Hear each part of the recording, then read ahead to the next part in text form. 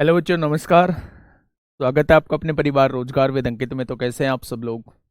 उम्मीद करता हूं कि आप सब लोग अच्छे होंगे, बेहतरीन होंगे, लाजवाब होंगे, एकदम बिंदास होंगे और साथ ही बहुत अच्छे से आप लोग अपनी पढ़ाई को कर रहे होंगे। तो एक बार सभी दोस्त बताएंगे कैसे हैं आप सब लोग, कैसी चल रही है दोस्त आप लोगों की पढ़ाई, कैसी चल रही है आप लोगों की पढ़ाई। वंदना यादव, जगन्नाथ, समीर सिंह, संजीव कुमार, हर्ष पाठक, आकाश कुमार, राजनाथ, नैन्सी गुप्ता, हरीश यादव, रवि कुमार यादव, फिर जेंट सर अनिकेत, पूनम मौर्य, ब्रजेश कुमार, विशाल, प्रीति अनामिका, दिनेश, अंशु, तपेश, योगिंदर, सौरभ, पवन, सुहेब, विजय प्रताप, चेतना, सत्यम, हिमांशु, पूजा, आनंद, मनीष। चलिए, सभी को मेरा प्यार भरा नमस्कार, सभी को राधे राधे, सभी को दोस्त जय हिंद। तो एक बार शुरुआत करते हैं अपने टॉपिक से। सभी दोस्त जुड़ेंगे। हम लोगों के हो चुके हैं बेटा 2 चैप्टर हम लोगों के कंप्लीट हो चुके हैं, यानी कि हम लोग नंबर सिस्टम को कंप्लीट कर चुके हैं, हम लोग एचसीएफ एलसीएम को कंप्लीट कर चुके हैं। अभी भी आप लोगों को डाउट आए होंगे। एक्चुअल में कल एक क्वेश्चन रिव्यू के लिए डाला था, खास था नहीं उसमें कुछ, लेकिन बहुत बार ऐसा होता है कि चीजें क्लिक नहीं करती हैं। बहुत बार ऐसा होता है कि जैसे हमें 8 का टेबल पढ़ना है, 6 टाइम्स पढ़ना है, तो 8 6 जा 48 होते हैं, 8 छिंग 48 होते हैं, लेकिन दिमाग से 8 छिंग 56 एक बार निकल गया तो वो बार बार आप लोग 56 लिखते रहोगे, गलती करते रहोगे, गलती करते रहोगे।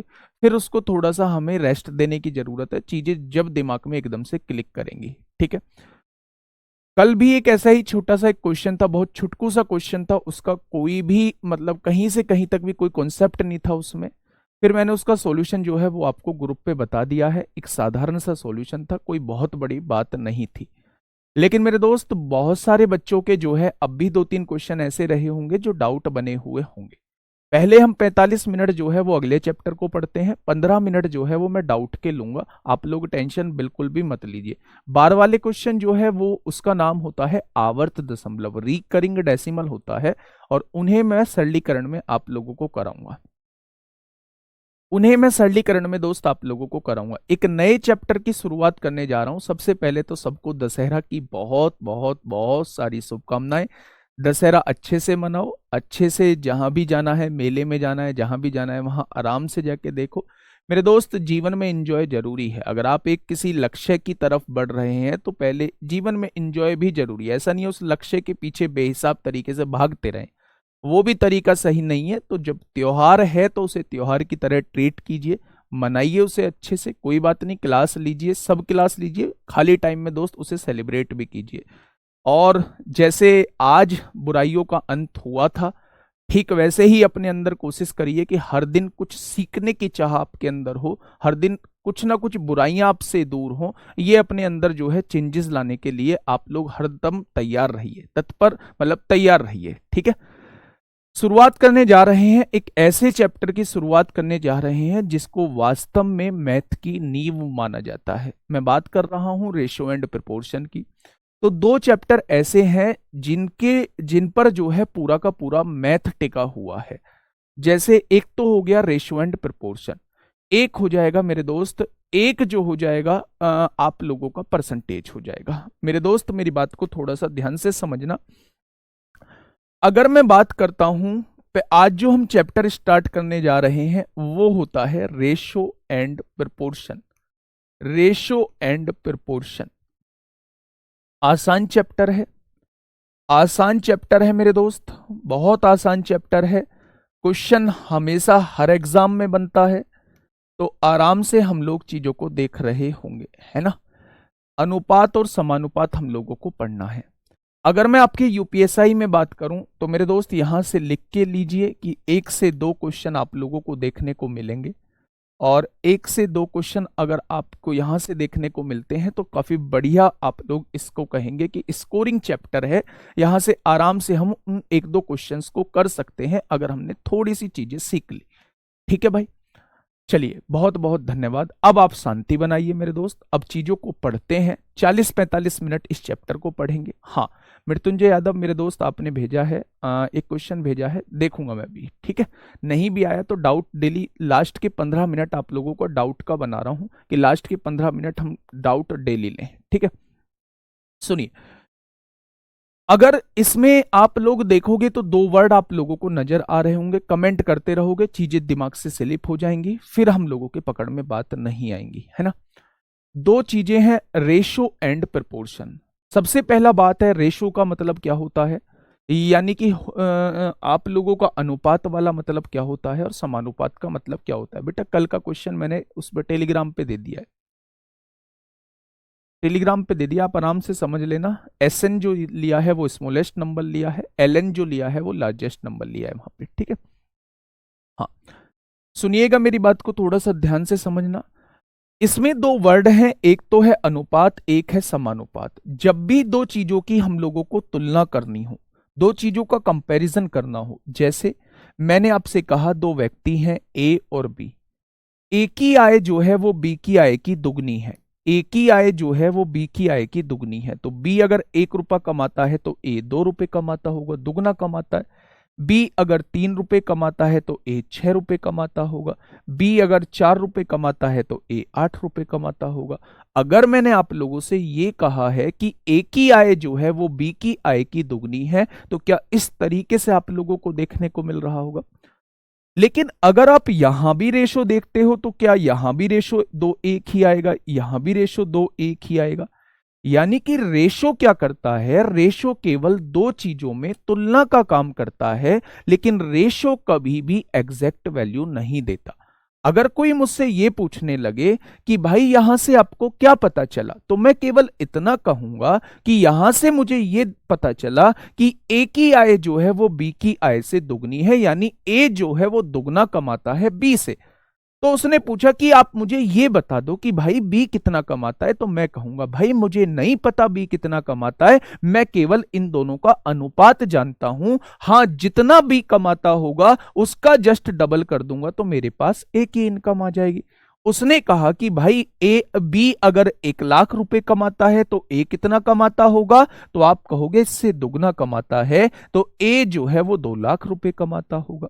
यानी ए की जो इनकम है वो किस पर डिपेंड कर रही है, वो बी पर डिपेंड कर रही है, क्योंकि ए की जो इनकम को बी से कंपेयर किया है, बी से तुलना की है। ठीक है भाई, ये बात समझ में आ गई। तो अगर मैं आप लोगों से ये कहता हूं कि रेशो क्या होता है, तो आप बताएंगे रेशो जो करता है वो दो चीजों में तुलना का काम करता है।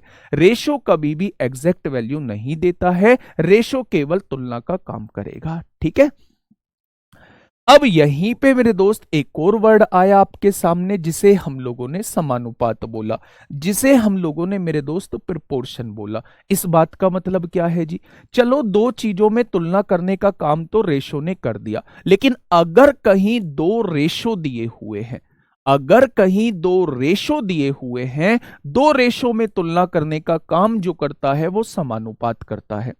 क्या करता है मेरे दोस्त, वो समानुपात करता है। जैसे अगर मेरे पास दो रेशो हैं, मैंने कहा ए रेशो बी, ये पहला रेशो है। एक दूसरा रेशो दिया सी रेशो डी, ये दूसरा रेशो है। अगर दोनों रेशो में तुलना करने का काम करेगा तो इसी को दोस्त क्या कहा जाता है, इसी को प्रोपोर्शन कहा जाता है, इसी को समानुपात बोला जाता है। क्या कहा जाता है मेरे दोस्त, इसी को प्रोपोर्शन कहा जाता है, इसी को समानुपात बोला जाता है। ठीक है, इसका मतलब क्या होता है, इसका मतलब होता है ए अपॉन बी। बेसिकली रेशो का मतलब जो होता है वो ये होता है। इस समानुपात का मतलब होता है is equal to C upon D. यानी यहां पहली और चौथी की गुणा करेंगे तो वो दूसरी और तीसरी के बराबर आएगा। पहली और चौथी की गुणा करेंगे तो वो हमेशा दूसरी और तीसरी संख्या के बराबर आएगा। ये कहलाता है मेरे दोस्त प्रोपोर्शन। अगर कोई क्वेश्चन आप लोगों को दे दिया जाए, जैसा मैंने अभी मॉक में भी कराया था पिछले टाइम, कुछ टाइम पहले, कि ये संख्याएं जो हैं समानुपाती हैं, अगर पहली संख्या ये है, दूसरी संख्या ये है, तीसरी संख्या ये है, तो चौथी संख्या क्या होंगी अगर ये समानुपाती है? तो हम लोग जानते हैं पहली की गुणा चौथी में करेंगे तो वो हमेशा बराबर आएगा, दूसरी की गुणा तीसरी के बराबर आएगा। तो यहां से आप एक वेरिएबल आराम से निकाल सकते हैं। जैसे क्वेश्चन सुनिए, अगर इसी पर बेस्ड क्वेश्चन आप लोगों से पूछा जाता है, एक एग्जांपल मैं आप लोगों को बता देता हूं। मैंने आप लोगों से कहा दोस्त 5 12 13, 5 12 13 जो है ये समानुपात में है, तो चौथी संख्या क्या होगी? 5 12 13 जो है, 5 12 13 जो है ये समानुपात में है, प्रोपोर्शन में है, तो चौथी संख्या क्या रही होगी? तो चौथी संख्या बेटा मैंने डी मान ली। मैं जानता हूं पहली, अगर ये समानुपात में है तो पहली और आखिरी की गुणा करूंगा तो ये हमेशा बराबर आएगा, दूसरी और तीसरी के गुणनफल के बराबर आएगा। आएगा या नहीं? तो यहां 5 गुणा में है, इधर आके 5 भाग में हो जाएगा, 5 भाग में हो जाएगा तो 12 तिया 36/5 आ जाएगा। और 36/5 का मतलब होता है 5 सत्ते 35, क्या लास्ट वाली वैल्यू जो है वो 7.2 आ जाएगी? क्या लास्ट वाली वैल्यू जो है वो 7.2 आ जाएगी?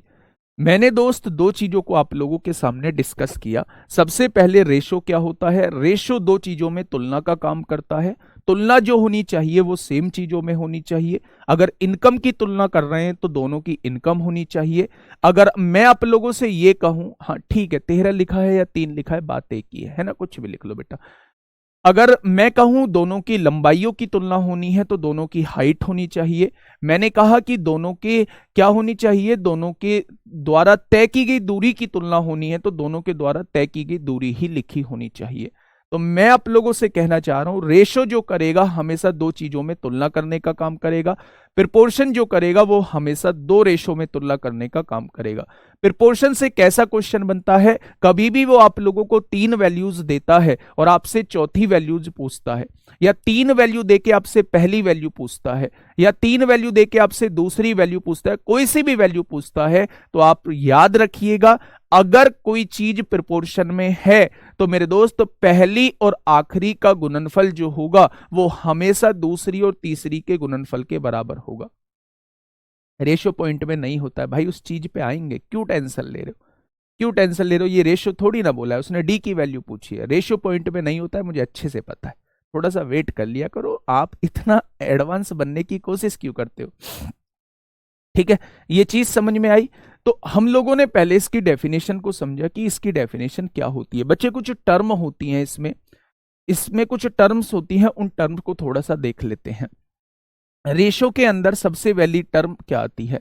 रेशो के अंदर सबसे वैलिड टर्म आती है वर्गानुपात। क्या होता है? वर्गा अनुपात क्या होता है? इसे कहा जाता है डुप्लीकेट रेशो। वर्गानुपात क्या होता है? इसे कहा जाता है डुप्लीकेट रेशो। क्या होता है? दूसरा पूछा जाता है वर्गमूलानुपात क्या होता है? वर्गमूलानुपात क्या होता है? तो आप लोग क्या कहेंगे? इसे क्या कहा जाता है? इसे कहा जाता है सब डुप्लीकेट रेशो।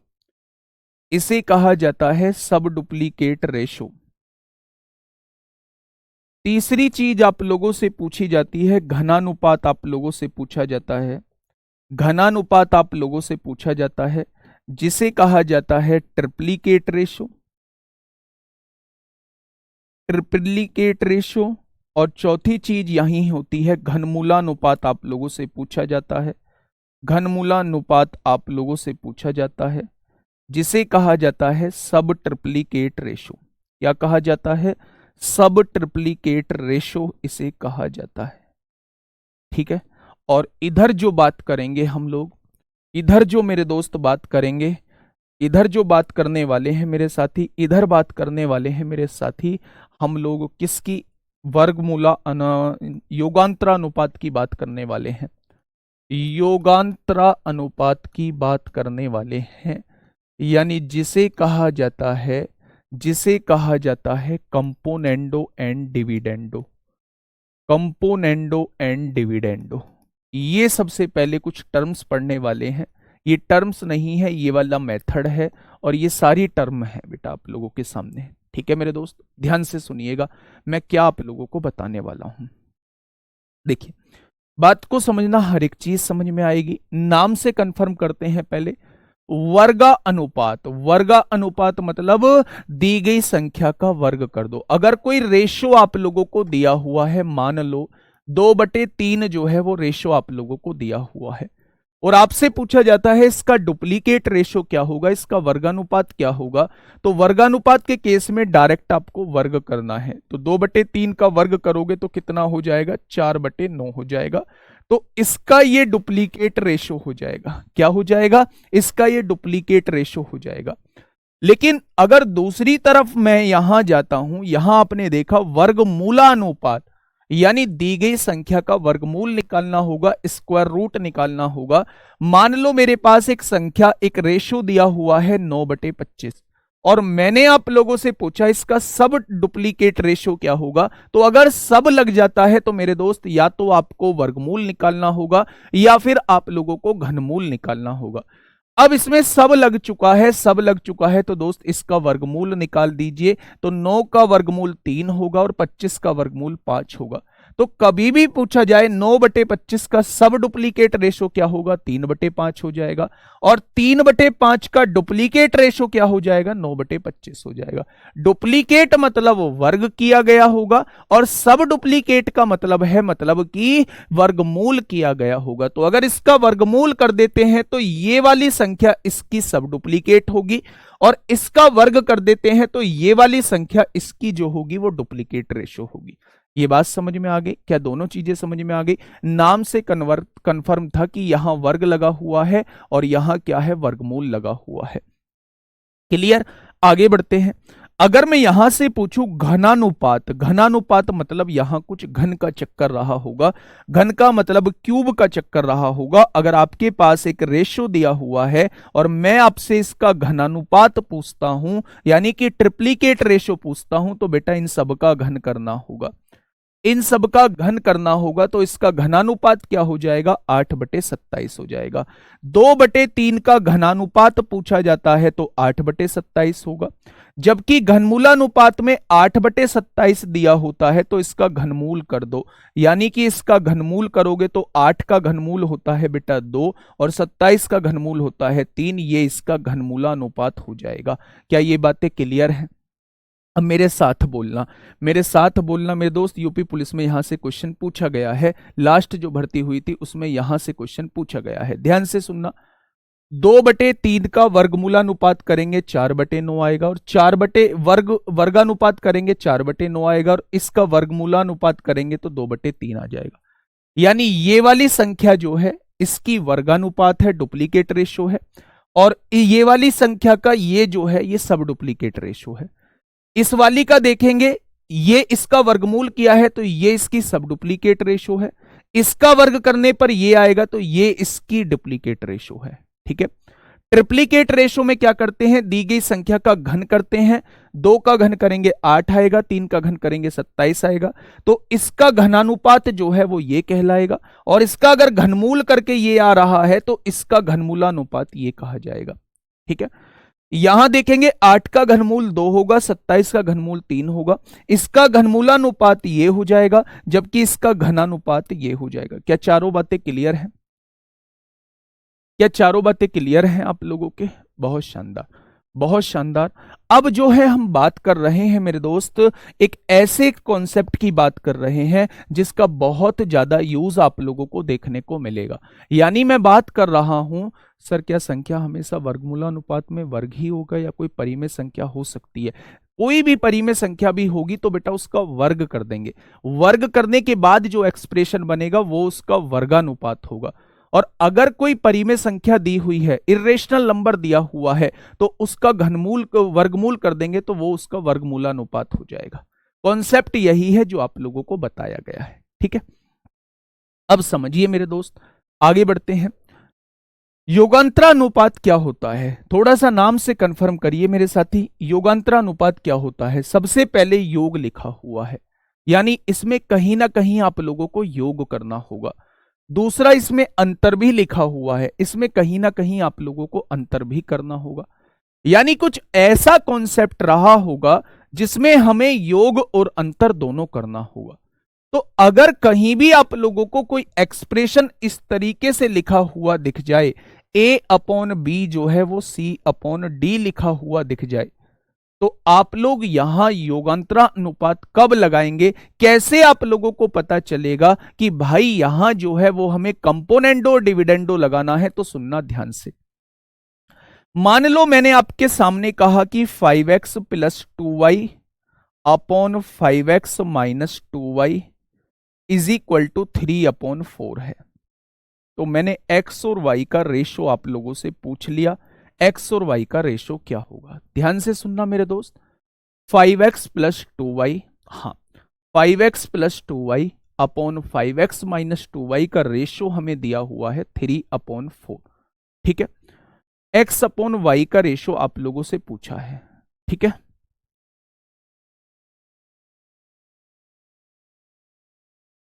चलिए अब मेरी बात को थोड़ा सा ध्यान से सुनना दोस्त। हम लोग क्या करने वाले हैं, जब भी आप लोगों को जैसी ऊपर संख्याएं हैं वैसी ही संख्याएं नीचे लगी हुई दिखाई दें, ध्यान से सुनना बेटा। कहां लगाते हैं कंपोनेंडो डिविडेंडो? मैं बार बार लगाऊंगा और आप लोग मुझसे बार बार पूछेंगे कि आपको कैसे पता चला कि यहां कंपोनेंडो डिविडेंडो लगाना है। तो दोस्त वो आपको भी पता चलेगा अगर आप इस कॉन्सेप्ट को समझेंगे। ध्यान से सुनना, कभी भी आप लोगों को न्यूमरेटर और डिनोमिनेटर में सेम चीजें लिखी हुई दिखाई दें, केवल साइन जो हो वो अपोजिट हो, तो आप समझ जाना कि यहां कंपोनेंडो डिविडेंडो लगाना है। मैंने क्या बोला? मैंने कहा कि अगर कभी भी न्यूमरेटर और डिनोमिनेटर की चीजें सेम लगी हुई दिखाई दें, सेम,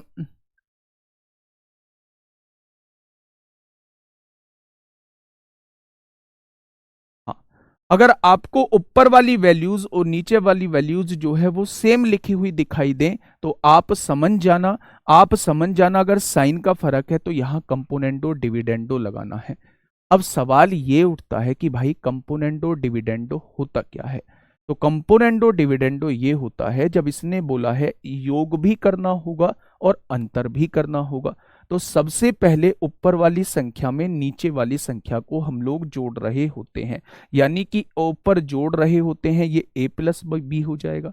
फिर ऊपर वाली संख्या में से नीचे वाली संख्या हम लोग घटा रहे होते हैं, यानी पहले तो हमें योग करना होता है, फिर हमें अंतर करना होता है, फिर ऐसे ही हम लोग इधर करेंगे। ऊपर वाली संख्या में नीचे वाली संख्या जोड़ रहे होते हैं और ऊपर वाली संख्या में से नीचे वाली संख्या हम लोग घटा रहे होते हैं। तो ये जो कहलाता है ये बेटा कंपोनेंडो डिविडेंडो कहलाता है। ये जो कहलाता है ये क्या कहलाता है? ये कंपोनेंडो डिविडेंडो कहलाता है। यही मेरे दोस्त योगांतरा अनुपात कहलाता है। अगर इस कॉन्सेप्ट को मैं इस पर अप्लाई करता हूं तो ध्यान से आप लोग सुनिएगा दोस्त, मैं क्या करने वाला हूं। 5x प्लस 2y आप लोगों ने लिख दिया, 5x प्लस 2y है। सबसे पहले ऊपर वाली संख्या में नीचे वाली संख्या को जोड़िए तो 5x माइनस 2y हो जाएगा। फिर ऊपर वाली संख्या में से नीचे वाली संख्या को घटाइए, 5x प्लस 2y, उसमें से घटाना है 5x प्लस 2y को घटाना है, क्योंकि माइनस कर रहे हैं तो ये साइन चेंज हो जाएंगे। ठीक है भाई, अब देखिए थोड़ा सा ध्यान से सुनना, इधर भी वही करिए, ऊपर वाली संख्या में नीचे वाली संख्या को घटाइए। थोड़ा सा उल्टा लिख दिया, यहां कर लीजिए 7/5। ऊपर वाली संख्या में नीचे वाली संख्या को जोड़िए, 7 और 5 12 हो जाएगा, और ऊपर वाली संख्या में से नीचे वाली संख्या घटाइए, 7 में से 5 गया तो 2 हो जाएगा। ठीक है भाई, अगर यहां से आप देखोगे तो 2y से 2y कट जाएगा, 5x प्लस 5x कितना हो जाएगा? 10x हो जाएगा। और यहां देखेंगे 5x में से 5x कट गया, 2 दूनी कितना हो जाएगा? 2 और 2 4y हो जाएगा। और यहां क्या बच जाएगा मेरे दोस्त? यहां 6/1 बच जाएगा। बचेगा या नहीं बचेगा?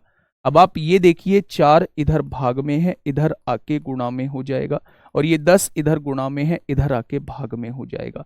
2 तिया 6, 2 पंजे 10 होगा, तो 4 तिया 12/5 आ जाएगा। तो अगर कोई आपसे पूछे x अपॉन वाई कितना होगा, तो आप लोग कहेंगे 12/5 होगा। ठीक है, मैं आप लोगों से ये कहना चाह रहा हूं, मैं आपसे ये कहना चाह रहा हूं कि अगर आप लोगों को न्यूमरेटर और डिनोमिनेटर सेम दिखाई दें, केवल साइन का फर्क हो, तो दिमाग में कॉन्सेप्ट आना चाहिए कि यहां कंपोनेंडो डिविडेंडो लगेगा। कंपोनेंडो डिविडेंडो ये कहता है कि हमेशा ऊपर वाली संख्या में नीचे वाली संख्या जोड़िए, फिर ऊपर वाली संख्या में से नीचे वाली संख्या घटाइए। ठीक वही कार्यक्रम राइट हैंड साइड करिए, ऊपर वाली संख्या में नीचे वाली संख्या जोड़िए और फिर ऊपर वाली संख्या में से नीचे वाली संख्या घटाइए, तो आपके पास जो चाहते हो वो वैल्यूज निकल के आ जाएंगी। ठीक है भाई, चलिए बहुत बढ़िया। अगर न्यूमरेटर छोटा हुआ, बेटा न्यूमरेटर इसलिए छोटा नहीं हो सकता था क्योंकि यहां देखोगे प्लस में वैल्यू है, यहां माइनस में वैल्यू है, जुड़ के कुछ बड़ा ही होगा, घट के कुछ छोटा ही होगा, तो इसलिए मैंने न्यूमरेटर की वैल्यू जो है वो बड़ी ली है। न्यूमरेटर की वैल्यू बड़ी ली है क्योंकि यहां प्लस भी लगा हुआ है, यहां माइनस लगा होता, यहां प्लस लगा होता, मैं डिनोमिनेटर की वैल्यू बड़ी ले रहा होता। ठीक है, चलिए बहुत शानदार, बहुत शानदार। भाई दिखाना क्या नहीं दिख रहा, बोर्ड दिखाना ऊपर। देखो, कंपोनेंडो डिविडेंडो का मतलब समझो आप लोग, मैंने इधर कर दिया है, कंपोनेंडो डिविडेंडो का मतलब समझो। अगर आपको दो चीजें जो हैं वो इक्वल टू में दिए हुए हैं, दो रेशो जो हैं वो इक्वल टू में आप लोगों को दिए हुए हैं, तो कंपोनेंडो डिविडेंडो ये कहता है कि आप ऊपर वाली संख्या में नीचे वाली संख्या को जोड़ के लिख दीजिए, ऊपर वाली संख्या में से नीचे वाली संख्या को घटा के लिख दीजिए, ऊपर वाली संख्या में नीचे वाली संख्या को जोड़ के लिख दो, ऊपर वाली संख्या में से नीचे वाली संख्या को घटा के लिख दो। ये कहलाता है कंपोनेंडो डिविडेंडो। हमें कैसे पता चलेगा कि कहां कंपोनेंडो डिविडेंडो लगना है? तो जब न्यूमरेटर और डिनोमिनेटर सेम दिए हो, केवल साइन का फर्क हो, तो दोस्त याद रखना कि वहां हम लोगों को कंपोनेंडो डिविडेंडो ही लगाना है, कंपोनेंडो डिविडेंडो ही लगाना है। ठीक है भाई, तो ये आपके सामने लिखा हुआ है। एक बार ऊपर वाली संख्या में नीचे वाली संख्या जोड़ा, 7 में 5 जोड़ा तो 12 आया, और ऊपर वाली संख्या में से नीचे वाली संख्या को घटाया, 7 में से 5 गया तो 2 आया। मेरे दोस्त यहां जोड़ोगे तो ये जुड़ के आ चुका है, कितना आ चुका है मेरे साथी? यहां देखेंगे, काट लो, 2 पंजे 10, 2 दूनी 4, ये उधर जाएगा, 4 भाग में इधर गुणा में आ गया, 10 गुणा में इधर भाग में, तो सॉल्व करोगे तो ये 12/5 आ जाएगा। ठीक है, ये बात समझ में आ गई क्या? चलिए बहुत शानदार। उधर दिखाई नहीं दिया है, मैं एक और बार बता देता हूं। मैंने कहा 5x + 2y और अपॉन में 5x - 2y, और इसकी वैल्यू जो दी गई है वो 8/5 दी गई है। ये वैल्यू आप लोगों को दी गई है और आप लोगों से पूछा गया है x/y क्या होगा, x/y क्या होगा। एक बच्चा कह रहा है कि अगर सेम हो तो बेटा ये 1 हो जाएगा, फिर तो बनेगा ही नहीं, फिर तो बनेगा ही नहीं।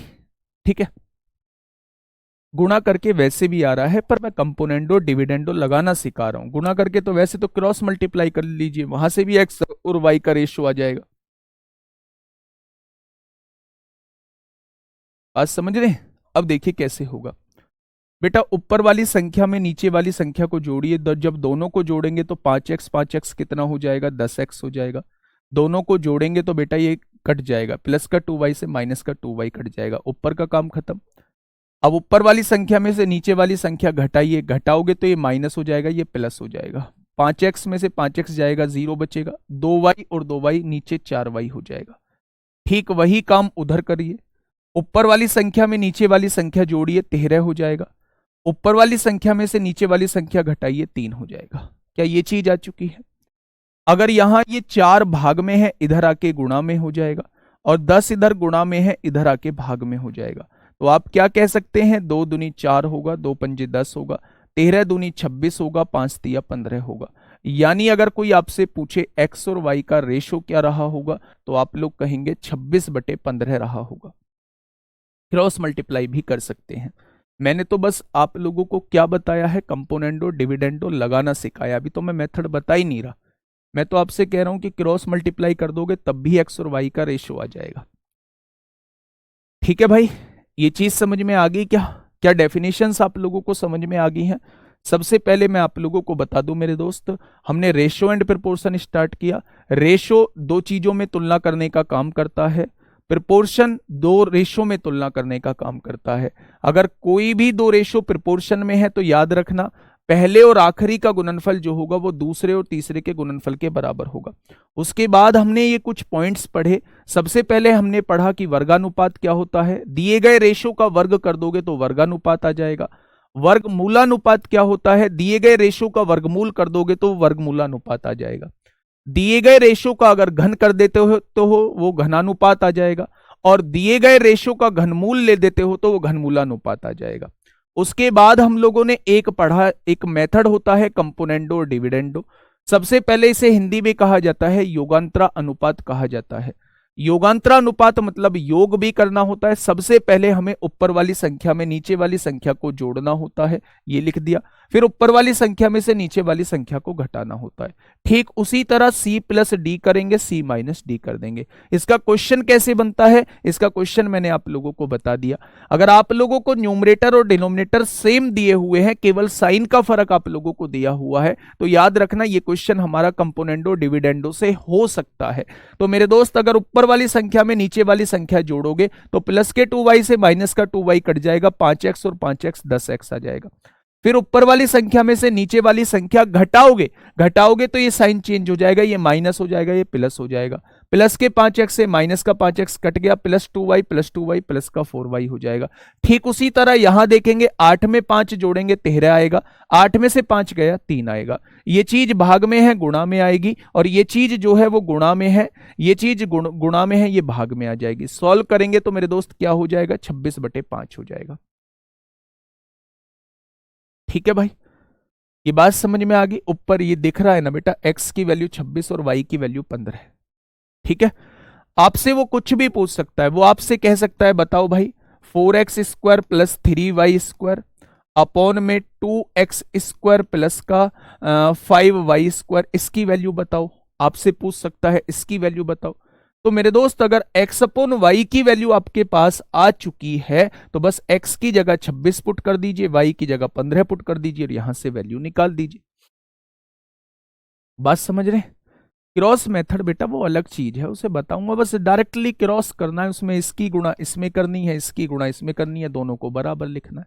लेकिन वो थोड़ा सा बाद में आएगा। अभी जिस मेथड पे काम कर रहा हूं उस मेथड पे काम करने दीजिए। ठीक है, हाँ। अब देखिए नेक्स्ट क्वेश्चन आप लोगों से यहां से और क्या पूछ सकता है। अब आते हैं बेटा शुरुआत ए रेशो की करते हैं कि यहां से क्वेश्चन कैसे बनने स्टार्ट होते हैं। ये सारी चीज जो है वो आप लोगों को पता होनी चाहिए। ठीक है, रेशो कैसे बनता है। पहले टाइप का क्वेश्चन आप लोगों के सामने बन रहा होता है, जो बिल्कुल बेसिक क्वेश्चन है, जो आपको पता होना चाहिए। वो मेथड जो है वो हर जगह यूज हो रहा होता है। ठीक है, मैंने आप लोगों से ये कहा कि दो रेशो हैं, दो वैल्यूज हैं, उनका रेशो जो है वो 2/3 दिया हुआ है। यानी a अपॉन बी की वैल्यू जो है वो 2/3 दी हुई है। आगे मैंने आपसे कहा भाई b अपॉन सी की वैल्यू जो है वो 7/5 दी हुई है। तो मैंने आप लोगों से पूछ लिया मेरे दोस्त a ratio b ratio c की वैल्यू क्या होगी, यानी तीनों का रेशो आप लोगों से पूछ लिया। तो पहले टाइप का क्वेश्चन ये होता है कि जब वो अलग अलग रेशो आप लोगों को दे देता है और कंबाइन करके रेशो आप लोगों से पूछ लेता है। ठीक है, हाँ देखिए ध्यान से, अगर कभी भी इस टाइप का क्वेश्चन दिया जाए तो मेथड तो इसके बहुत होते हैं। या तो आप b को ही सेम कर लो भाई, दोनों जगह b कॉमन है, b को सेम कर लो। अगर b सेम हो जाएगा तो a के सामने वैल्यू a की रहेगी, b के सामने वैल्यू b की रहेगी और c के सामने वैल्यू जो है वो c की रहेगी। ठीक है, या इसका दूसरा तरीका होता है, इसे हम लोग मेथड से कर सकते हैं, जिससे मैं हमेशा क्वेश्चन को करने की कोशिश करता हूं। कैसे? अगर मैं आपसे कहूं भाई एबीसी का आप लोगों को रेशो निकालना है, एबीसी का रेशो निकालना है, तो आप ए और बी का रेशो मुझे बताइए कितना दिया हुआ है। तो आप कहेंगे ए और बी का रेशो 2:3 दिया हुआ है। ठीक है, अगर मैं बी और सी का रेशो आपसे पूछूं तो इसे नीचे लिख लीजिए, 7:5 दिया हुआ है। आप लोग देखोगे कि दो जगह आपको खाली नजर आएंगी, एक तो ये वाली जगह और एक ये वाली जगह। खाली जगह को हमेशा क्या करना होता है, खाली जगह को हमेशा पड़ोसियों से फिल करना होता है। क्या करना होता है, खाली जगह को हमेशा जो करना होता है वो पड़ोसियों से भरना होता है। तो इसका पड़ोसी कौन है, इसी लाइन में 3 है, 3 से भर दीजिए। और इसका पड़ोसी कौन है इसी लाइन में, तो आप कहेंगे 7 है, 7 से भर दीजिए। ठीक है मेरे दोस्त, अगर आप इसकी गुणा इसमें करते हैं तो ये a की वैल्यू आ जाएगी रेशो, अगर इसकी गुणा इसमें करते हैं तो ये b की वैल्यू आ जाएगी 21, और अगर आप इसकी गुणा इसमें करते हैं तो ये c की वैल्यू आ जाएगी। तो रेशो क्या निकल के आ जाएगा, 14, 21 और 15 निकल के आ जाएगा। इसमें आप लोगों को ज्यादा टाइम खर्च करने की जरूरत नहीं है कि इसकी बहुत बड़ी ट्रिक देख रहे हैं यूट्यूब पे, मात्र 2 सेकंड में निकालें, तो इसमें बेटा वैसे भी टाइम नहीं लगने वाला है। यहां तो मैंने एबीसी का रेशो पूछा है, वो आपसे एबीसीडी ई का भी रेशो पूछ सकता है, वो आपसे ए और ई का रेशो पूछ सकता है। एक क्वेश्चन मैं आप लोगों के सामने लिख रहा हूं, उसका जवाब आप लोग मुझे देना। एक एग्जाम्पल मैं आप लोगों के सामने लिख रहा हूं, मेरे दोस्त ध्यान से थोड़ा सा सुनिएगा। मैंने आप लोगों से कहा कि a अपॉन बी जो है वो 3/4 आप लोगों को दिया हुआ है, b अपॉन सी जो है वो 2/3 आप लोगों को दिया हुआ है, और d अपॉन सी जो है वो 1/4 आप लोगों को दिया हुआ है। तो उसने आपसे पूछा है ए और डी का रेशो क्या होगा। सबसे पहले आप मुझे ए बी सी डी का रेशो बताइए। अगर उसने ये रेशो आप लोगों से पूछ लिया तो अब आप कैसे निकालेंगे। ए बी सी डी का रेशो मैं आप लोगों से पूछना चाह रहा हूं। ए बी सी डी का रेशो मैं आप लोगों से पूछना चाह रहा हूं। कितने लोग ऐसे हैं कि ऑनलाइन देखने के बाद ऑफलाइन भी जाते हैं?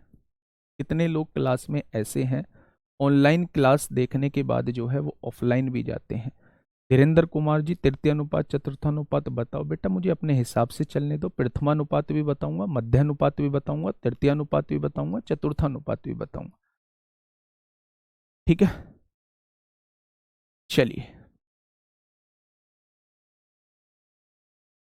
कितने लोग ऐसे हैं जो ऑफलाइन क्लास लेने जाते हैं ऑनलाइन के बाद?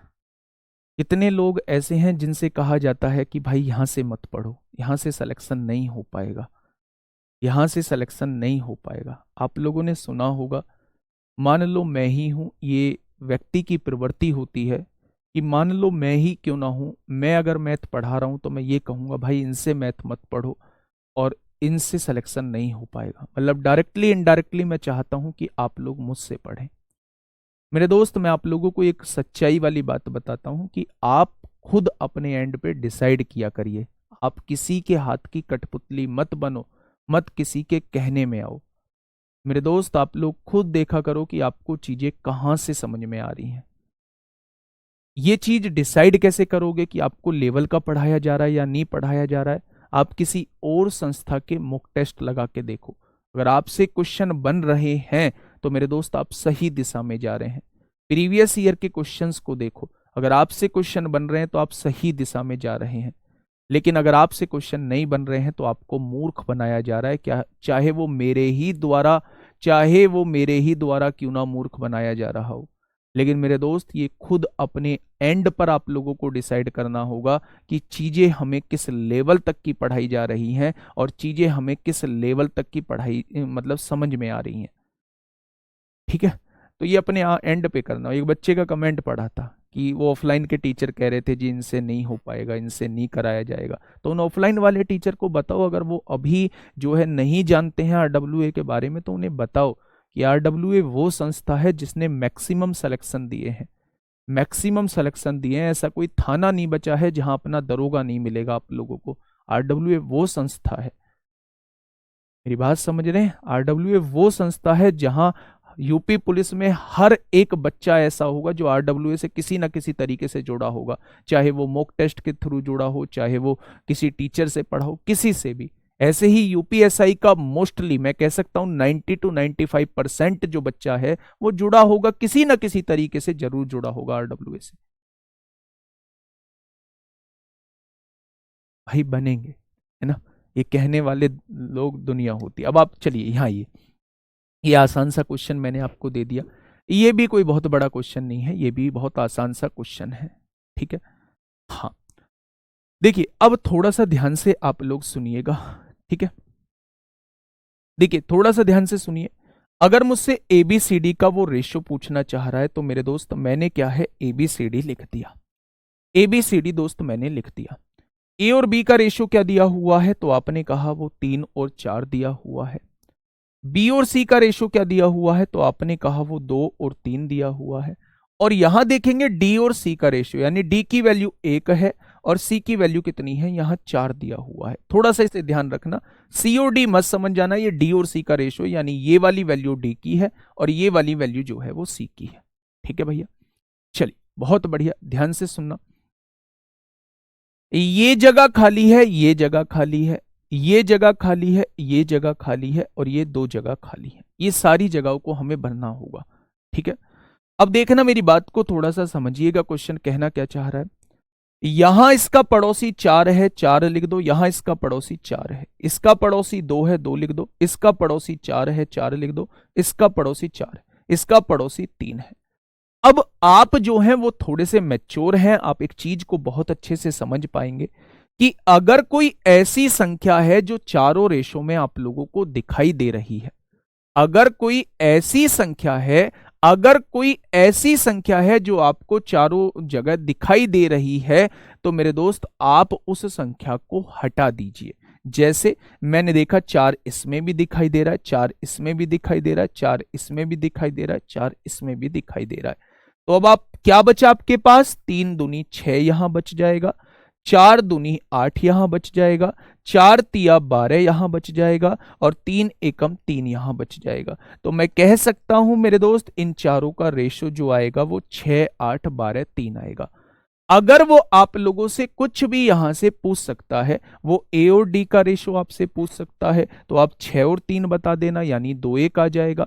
वो ए और सी का रेशो पूछ सकता है, 6 और 12 बता देना, 1 2 आ जाएगा। वो आपसे बी और डी का रेशो पूछ सकता है, 8 और 3 का हो जाएगा।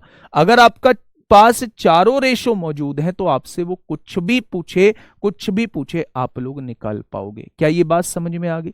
क्या रेशो निकालना आप लोगों को बहुत अच्छे से आ गया है? बहुत शानदार। लेकिन यहां से जो क्वेश्चन पूछे जाते हैं, हाँ, यहां ये कैसे पता चलता है कि कौन सा रेशो बड़ा है, कौन सा छोटा है? आगे बात करेंगे दोस्त, आगे बात करेंगे। तो यहां से आप वो कुछ भी पूछे, आप लोग यहां से निकाल दोगे। ठीक है, मैं कुछ क्वेश्चंस आप लोगों को करा रहा हूं। हो सकता है शुरू के क्वेश्चंस बहुत बेसिक हों, लेकिन मेरे दोस्त समझना, उन बेसिक क्वेश्चन से ही नींव तैयार होगी। उन बेसिक क्वेश्चन से ही दोस्त नींव तैयार होगी। पहला क्वेश्चन आप लोगों के सामने है, फटाफट मुझे आंसर बताइए, क्या होगा इस क्वेश्चन का बिल्कुल सही जवाब। देखिए क्वेश्चन क्या कहना चाह रहा है। क्वेश्चन ये कहना चाह रहा है कि ए और बी का रेशो 5 8 दिया हुआ है। ए और बी का रेशो 5 8 दिया हुआ है। बी और सी का रेशो जो है वो 4 7 आप लोगों को दिया हुआ है। तो बेटा पड़ोसी कौन 8 है, पड़ोसी कौन 4 है। अब आप एक चीज देखना, आप मैच्योर बंदे हैं, काट सकते हैं इजिली। 4 से एक बार कटेगा, 4 एकम 4, 4 एकम 4, 4 दूनी 8। क्या तीनों जगह 4 मौजूद था? तीनों जगह से 4 हमने उड़ा दिया है। तीनों जगह 4 मौजूद था, तीनों जगह 4 मौजूद था, तीनों जगह से 4 उड़ा दिया है। अब यहां क्या बचा होगा? 5 बचा होगा। यहां क्या बचा होगा? 8 बचा होगा। और यहां क्या हो जाएगा? 14। तो तीनों का रेशो क्या हो जाएगा? 5 8 14। इस क्वेश्चन का जवाब हो जाएगा। बहुत आसान सा क्वेश्चन था। ठीक है, क्वेश्चन नंबर 2 अब आप लोग देखिए, टाइम भी हो चुका है, 7:45 हो चुके हैं। जल्दी से मुझे बताइए क्या होगा इस क्वेश्चन का बिल्कुल सही जवाब। बेटा वो आप लोग सीख लेना, अगर आपको सीखने की जल्दी है, जेड बना देते हैं, ये रट लेते हैं, क्रॉस कर देते हैं, वो कर देते हैं, वो आप सीखना। भाई मेरे बस की बात नहीं है उनको पढ़ाना, ना उनको रटवाना मेरे बस की बात है। पहली और आखिरी की गुणा करो, जेड बना लो, इसकी गुणा करते चले जाओ। भाई नहीं आती वो सारी चीजें दिमाग में पेपर के टाइम। सुनिए, क्वेश्चन ने कहा है ए और बी का रेशो कितना दिया हुआ है, तो आप कहेंगे 1 2 दिया हुआ है। बी और सी का रेशो कितना दिया हुआ है, तो आप कहेंगे 3 4 दिया हुआ है। सी और डी का रेशो कितना दिया है, तो आप कहेंगे 6 9 दिया हुआ है। 6 9 का मतलब होता है, 6 9 का मतलब होता है 3 दूनी 6 और 3 तिया 9, 2 3 ही दिया हुआ है। सी और डी का रेशो 2 3 दिया हुआ है। और डी ई का रेशो कितना दिया हुआ है, अगर डी ई का रेशो आप लोगों से पूछा जाए तो 4 तिया 12, 4 चौक 16, यानी 3 4 आप लोगों को दिया हुआ है। ऐसा कुछ दिया हुआ है। भाई इससे बड़ा तो वो आपसे पूछेगा नहीं। ये जगह खाली है, सबको 2 से भर दो, क्योंकि 2 पड़ोसी है, सबको 2। ये 2 जगह खाली है, सबको 4 से भर दो। ये जगह खाली है, 3 से भर दो। ये जगह खाली है, 3 से भर दो। ये 2 जगह खाली है, इस 2 से भर दो। और ये 3 जगह खाली है, इस 3 से भर दो। किस 3 से भर दिया? इस 3 से भर दिया। बस हो गया काम खत्म। आपसे पूछा है A B C D E का रेशो क्या होगा। क्या कोई ऐसी संख्या है जो हर जगह कट रही है? आप कहोगे जी 3 तो हर जगह से कट रहा है, काट दिया हमने 3। और भी है कुछ? तो आप कहेंगे जी बिल्कुल है, यहां भी 2 है, यहां भी 2 है, इसमें भी 2 है, इसमें भी 2 है, इसमें भी 2 है। क्या और भी कट सकता है? तो आपने कहा जी अब मत काटो, इतना भी काटना ठीक नहीं है। 3 एकम 3 होगा, 3 दूनी 6 होगा, 4 दूनी 8 होगा, 4 तिया 12 होगा, 4 चौक 16 होगा। आंसर 3 6 8 12 16 हो जाएगा। आंसर 3 6 8 12 16 हो जाएगा। ऑप्शन नंबर डी इस क्वेश्चन का बिल्कुल सही जवाब हो जाएगा। आंसर क्या हो जाएगा बेटा? अगर कोई ऐसा अंक है जो हर जगह मौजूद है तो आप उसे काट सकते हैं। हर रेशो में मौजूद है, आप उसे काट सकते हैं, हटा सकते हैं। रेशो क्या होता है? सिंपलेस्ट फॉर्म होती है, सिंपलेस्ट फॉर्म। ठीक है भाई, मेरी बात समझ में आ गई क्या? अब मैं कुछ क्वेश्चंस आप लोगों को, पहले आप मुझे ये बताइए कि जितनी बात मैंने समझाई क्या उतनी बात आप लोगों को समझ में आई? कल एक ऐसा टॉपिक चलेगा जहां से बच्चा छोटे एग्जाम हो बड़े एग्जाम हो वहां से क्वेश्चन बनते हैं। यानी मैं बात कर रहा हूं मीन प्रोपोर्शन, मैं बात कर रहा हूं फर्स्ट प्रोपोर्शनल प्रथमानुपात, मैं बात कर रहा हूं थर्ड प्रोपोर्शनल यानी तृतीयानुपात, और मैं बात कर रहा हूं मेरे दोस्त फोर्थ प्रोपोर्शनल यानी कि चतुर्थानुपात। कल हम इस पे बात करेंगे और कुछ बढ़िया क्वेश्चंस की तरफ चलेंगे। यहां से भी रेशो से कौन कौन से बढ़िया क्वेश्चन बनते हैं उनकी तरफ हम लोग जा रहे होंगे। ठीक है, ये बेसिक था जो आप लोगों को बताया गया था। इसके बाद क्वेश्चंस का लेवल जो है वो अच्छा खासा शुरू हो जाता है। भैया जी काटते कैसे हैं? बेटा 4 4 काट दूंगा, 4 काटूंगा तो ये भी कट जाएगा, ये भी कट जाएगा, लेकिन इसमें कहाँ 4 मौजूद है तो 4 कैसे काट दूंगा?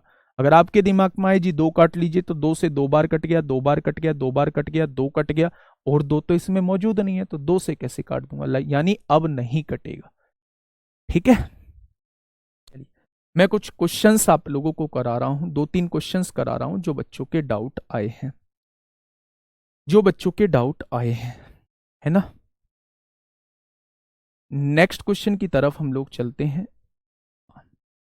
देखिए बेटा, एक इस क्वेश्चन को थोड़ा सा समझिए। 11 क्वेश्चन तक हम लोग कर चुके हैं, एक इस क्वेश्चन को थोड़ा सा समझिए। 15 मिनट जो है वो डाउट ले लेता हूं, बाकी जिनका कोई डाउट नहीं है, बाकी जिनका कोई डाउट नहीं है वो जा सकते हैं। ठीक है, क्वेश्चन ने क्या कहा है? दो संख्याओं का मैसेज जो है वो 21 है। क्या आप संख्या मान सकते हैं कि पहली संख्या जो है वो 21A हो जाएगी और दूसरी संख्या जो है वो 21B हो जाएगी? क्या ये बात आपकी क्लियर होगी? क्वेश्चन ने क्या कहा है? उनका एलसीएम जो है वो एचसीएफ से 221 गुना है। अच्छा एक बात मुझे बताइए, एलसीएम क्या दिया हुआ है? एलसीएम यहां से इन दोनों संख्याओं का एलसीएम क्या आएगा? तो 21 और 21 का एलसीएम 21 आएगा और ए और बी का एलसीएम ए बी आएगा। क्या इनका एलसीएम इतना आ जाएगा?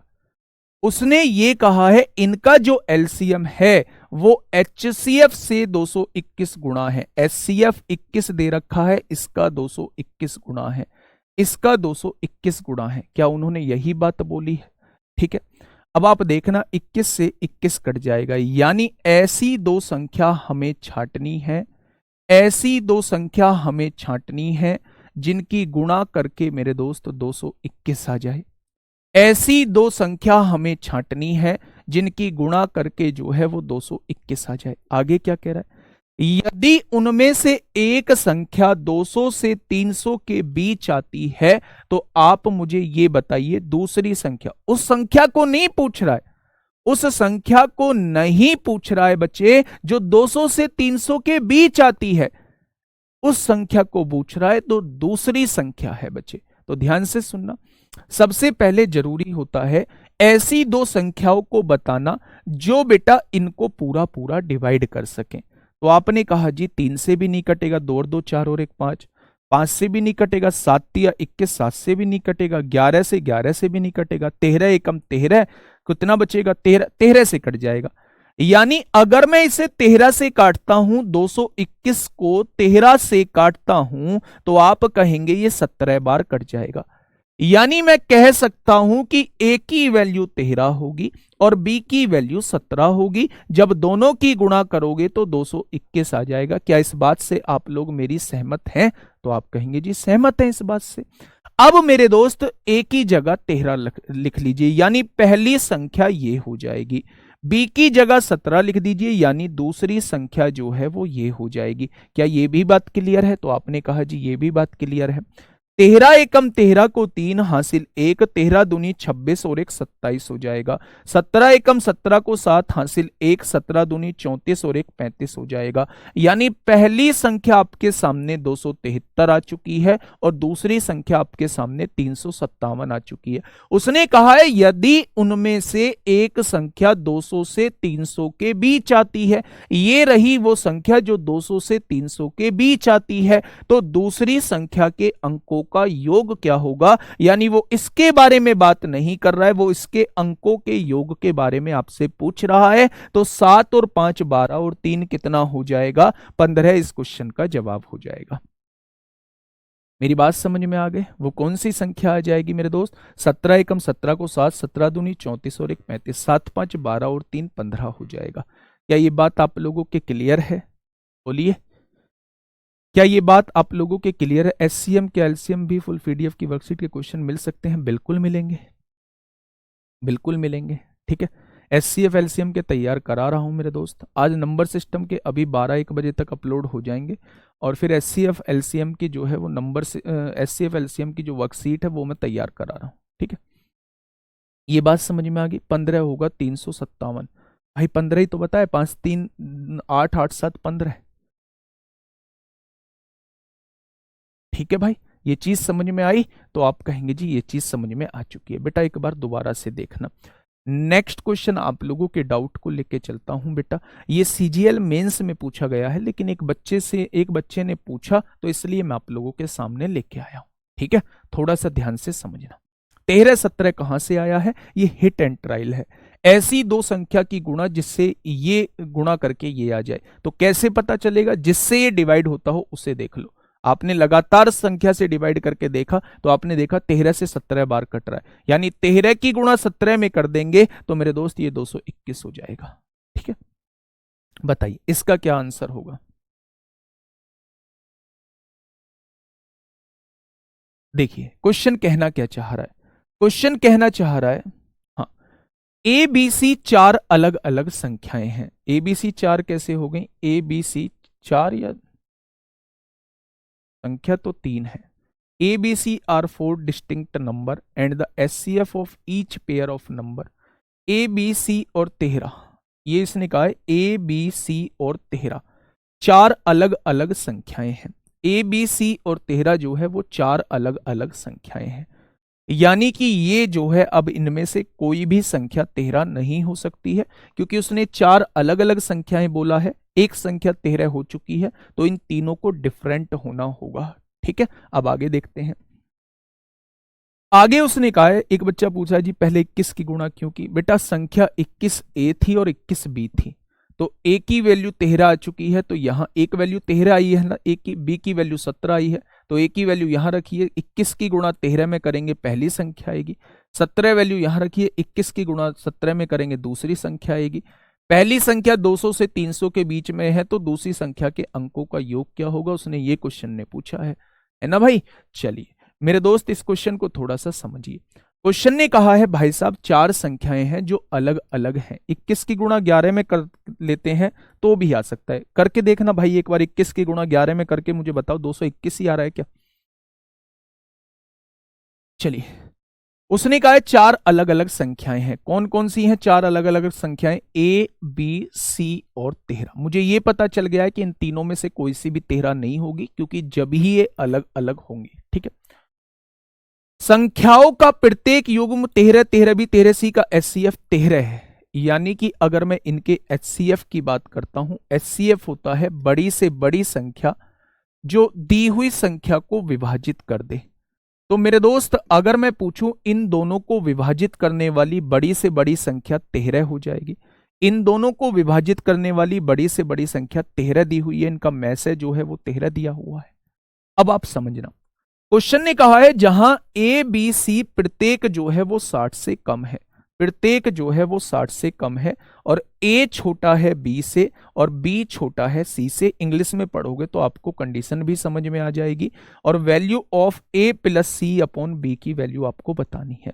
इन तीनों की वैल्यू जो है वो 60 से कम दे रखी है। ठीक है भाई, अगर 13 का मल्टीपल है, 13 से ये दोनों संख्या डिवाइड होती हैं, तो आपको ये तो समझ में आ गया होगा यहां कोई 13 के गुणज ही होंगे, तभी तो ये दोनों संख्या 13 से डिवाइड होंगी। अगर यहां 13 का कोई मल्टीपल होगा, चाहे 26 हो, 39 हो, 52 हो, 65 हो, कितना भी हो, यहां वो ही संख्या आएगी जो 13 से कटती होगी, तभी तो में से जो है वो 13 आएगा, हाँ या ना।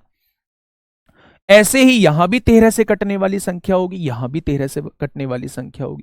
उसने कहा है तीनों वैल्यूज जो है वो 60 से कम है, यानी एक ही वैल्यू 13, 26, 39 और 52 में से कुछ भी हो सकती है। 65 लेंगे नहीं क्योंकि ये 60 से ज्यादा हो जाएगी, होगी या नहीं।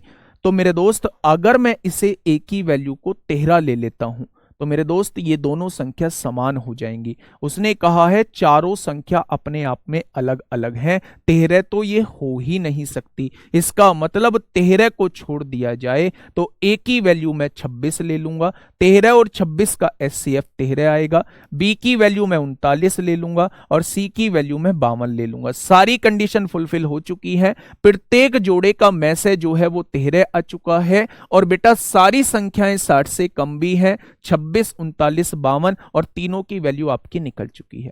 क्वेश्चन ने कहा है a plus C by B कितना होगा। तो a की वैल्यू कितनी मानी है आपने, 26 मानी है।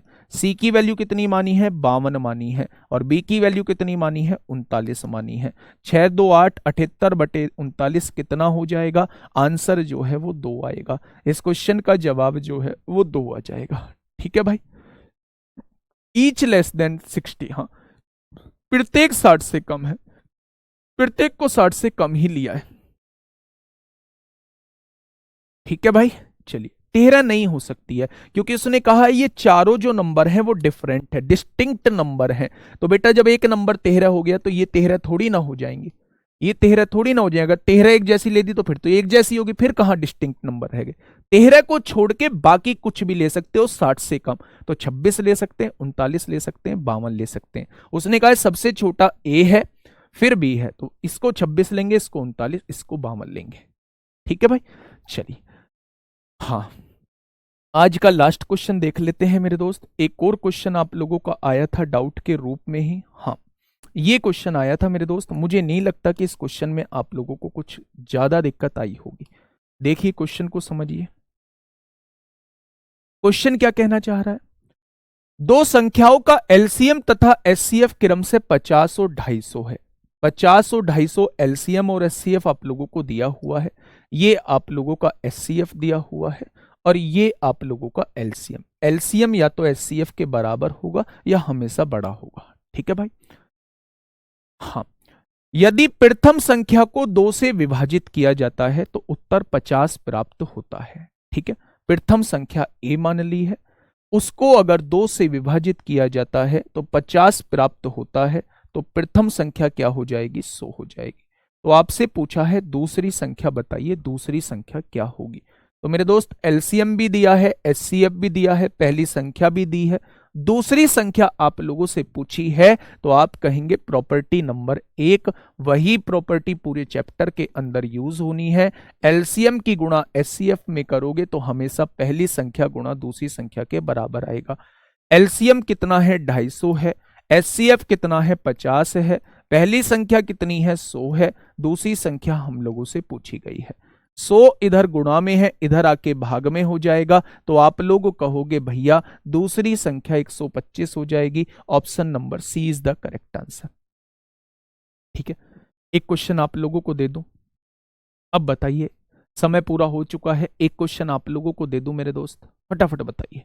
अगर हाँ तो एक बार थम्स अप करिए कि हाँ एक क्वेश्चन हमें दे दो और हम करके लाएंगे, उसे हर हाल में करके लाएंगे, कैसे भी करें करके लाएंगे। करके नहीं लाना है, जहां आपको पता है जहां दिखाना होता है वहां जरूर दिखाइएगा, मैं आपका क्वेश्चन जरूर चेक करूंगा। ठीक है मेरे दोस्त, एक क्वेश्चन क्या आप लोगों को दे दिया जाए तो एक बार थम्स अप करेंगे, थम्स अप। चलिए बहुत शानदार।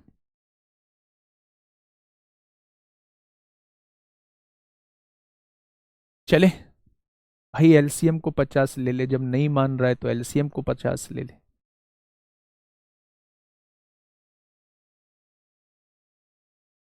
बढ़े, ये रहा मेरे दोस्त वो क्वेश्चन जिसकी मैं बात कर रहा हूं। कल लास्ट के 15 मिनट में कुछ एचसीएफ एलसीएम के ट्रिकी क्वेश्चन आपके सामने लेके आऊंगा, जो हम लोग कॉन्सेप्ट से कर रहे होंगे। ठीक है भाई, तो मिलते हैं कल एक बेहतरीन क्लास के साथ। इस क्वेश्चंस का जवाब आप लोगों को पता है कहाँ देना है, तो मिलते हैं कल दोस्त। मन लगा के पढ़ाई करिएगा, रिजल्ट होगा शानदार जानदार होगा। धन्यवाद।